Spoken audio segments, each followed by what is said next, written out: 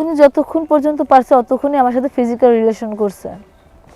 তো আমি না পারছি ওনাকে বাধা দিতে, না পারছি কিছু বলতে। তো ওনার কাজ যখন শেষ হয়ে গেছে তখন উনি আমার হাতে 5,000 টাকা ধরিয়ে দিয়েছে।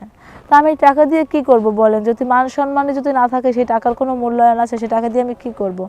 আর উনি আমাকে আরও বলছে যে এই আমি যদি এই কথাগুলো কাউকে বলি তাহলে সে যে ভিডিওগুলো করে রাখছে ওইগুলো নাকি নেটে ছেড়ে দিবে।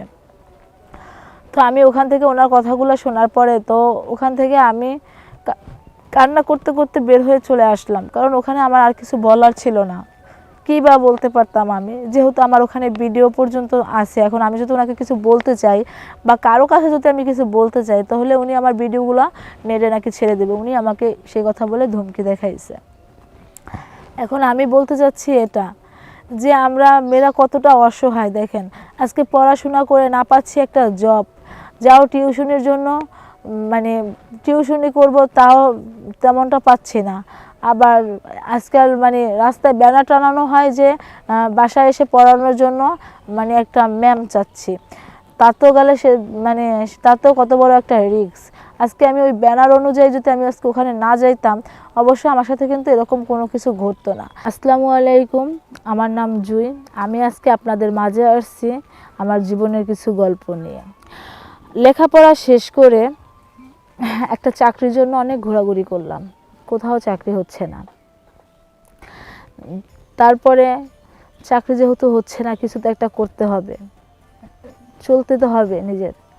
তো কী করলাম, টিউশনি দু একটা টিউশনি করাতাম, তাও ঠিকঠাক মতো পাচ্ছি না। তো বুঝেন তো, লেখাপড়া শেষ, শহরের বাড়ি, চাকরি যদি না হয় বা দু একটা টিউশনি করলেও টুকটাক করে চলে যাবে, সেটাও পাচ্ছিলাম না। তো একদিন একা একা হাঁটতেছি, হাঁটতে হাঁটতে চিন্তা করতেছি যে কি করা যায়, কি করব এখন। আমি না পাচ্ছি চাকরি, না কোথাও টিউশনি করাতে পারছি। তো হাঁটতে হাঁটতে কিছুটা চিন্তা করতেছি আর হাঁটতেছি যে কি করব, কিভাবে চলবো বা কিভাবে আমার দিনগুলো যাবে। যে কোনো মানুষের দেখবেন, আপনি যেহেতু আপনার পড়াশোনা শেষ বা আপনি একটা জব নিতে যাচ্ছেন বা আপনার কোনো কাজ করতে হবে কিন্তু আপনি কোথাও কাজ পাচ্ছেন না, তখন কিন্তু যে কোনো মানুষের মাথায় কিন্তু অন্যরকম একটা চিন্তা ভাবনা থাকে। তো আমার চিন্তাটাও জাস্ট এরকম যে আমি যে কী করব, কী করলে আমার জন্য ভালো হবে, বা আমি যদি টিউশনি করাতে পারতাম তাহলে তো আমার হাতে কিছুটা টাকা থাকতো বা নিজে চলতে পারতাম টুকটাক করে। এরকম নানান চিন্তা ভাবনা করে একা একা অন্যমনস্ক হয়ে হাঁটতেছি। হঠাৎ করে রাস্তায় আমি একটা ছোট একটা পোস্টারের মতো দেখলাম আর কি। দেখে ব্যানার, ওটা দেখে আমি কি করলাম, ওই অ্যাড্রেস অনুযায়ী আমি সেখানে চলে গেলাম। গিয়ে ওখানে দেখি আপনার 10 তলা বিল্ডিং আর কি। আশেপাশে তেমন একটা লোকজন তেমন একটা নেই আশেপাশে। তারপরে সাহস করে ওখানে উঠলাম। উঠার পরে সেই 10 তলা পর্যন্ত চলে গেলাম। চলে যাওয়ার পরে দরজায় নক করার পরে একটু হালকা হালকা একটু ভয় লাগতেছে। আমি প্রতিটা সিঁড়ি বেয়ে বেয়ে উঠতেছি আর একটা আতঙ্ক আমার ভিতরে কাজ করতেছে। যেহেতু কোনো একটা লোকজনের তেমন একটা লোকজনের আপনার আনাগোনা নাই, লোকজন দেখা যাচ্ছে না, ভয় লাগারই কথা। কত বড় একটা বিল্ডিং, তারপর তো কোনো লোকজন নাই, ভয় লাগার কথা। আবার কথা আছে না যে পেটে ক্ষুধা থাকলে ভয়কেও জয় করতে হয়। তো আমার পেটে ক্ষুধা, তো আমি এখন ভয় পেয়ে কী হবে, এর জন্য এটা চিন্তা করে আমি এক পা এগোচ্ছি আবার এক পা পিছোচ্ছি। এরকম করতে করতে আমি লাস্ট পর্যায়ে গিয়ে 10 তলায় উঠেই গেলাম। 10 তলায় উঠে গিয়ে আমি দরজাটা নক করব কি করব না এরকম চিন্তা ভাবনা করতেছি। যাই হোক, রীতিমতো আমি সেই দরজাটা নক করে ফেললাম।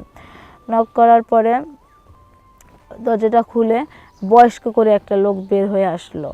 বের হয়ে আসে, উনি আমার মুখটা চেপে ধরে খাটের উপরে ফেলে দিল।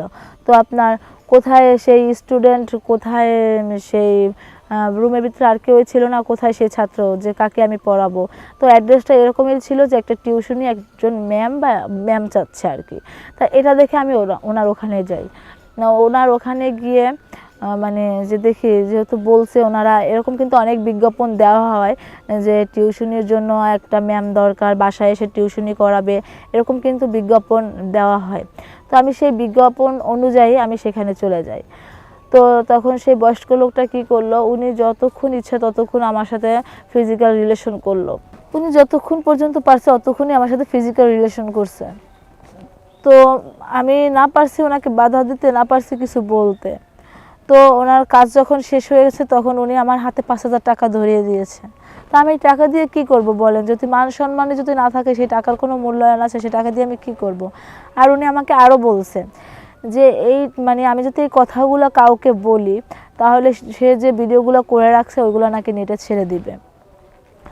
তো আমি ওখান থেকে ওনার কথাগুলো শোনার পরে তো ওখান থেকে আমি কান্না করতে করতে বের হয়ে চলে আসলাম, কারণ ওখানে আমার আর কিছু বলার ছিল না।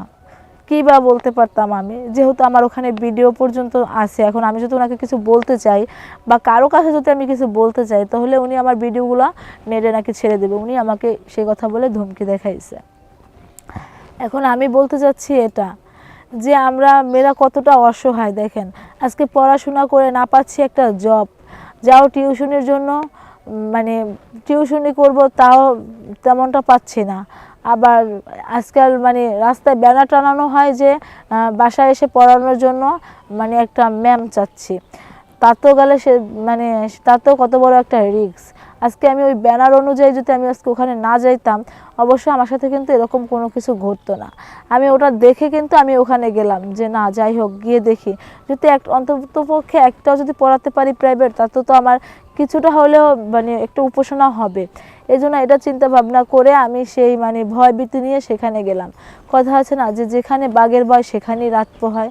তো আমি মানে যে ভয়টা করছিলাম, যে ভয়টা পাচ্ছিলাম, ভয়ে ভয়ে আমি সেখানে গেছি, কিন্তু আমার সাথে জাস্ট এরকম কিছু একটা ঘটে গেছে। তা আমি বলতে চাচ্ছি এটা যে দেখেন যে আমরা বললামই তো যে আমরা মেয়েরা কতটা অসহায়। অসহায় হলে একটা মেয়ে মানে আজকে আমি সব কিছু দেখতেছি, সব কিছু নিজের চোখে দেখলাম বা কি মানে কি থেকে কি ঘটে গেল, কিন্তু আমি কোনো কিছু বলতে পারিনি, আর কোনো প্রতিবাদও করতে পারিনি। এখন আপনারা যদি আমাকে যদি একটু হেল্প করেন তো আমি ওর থেকে আমার যে ভিডিওগুলো আমি অবশ্যই উদ্ধার করতে পারবো। দেখেন, আপনারা যদি একটু আমাকে সাপোর্ট করেন আর আপনারা যদি একটু আমাকে বলে দেন যে কীভাবে কী করলে ভালো হবে।